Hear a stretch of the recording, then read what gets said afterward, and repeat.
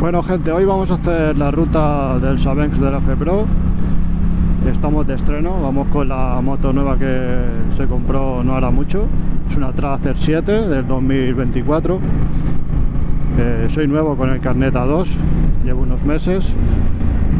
He de pillarle un poco el rollo a la moto porque la veo un poco tosca en según que marcha y tal, sobre todo cuando tengo que reducir marcha. El tema del embrague pues se me hace un poco complejo, pero bueno, cuestión de cogerle la práctica.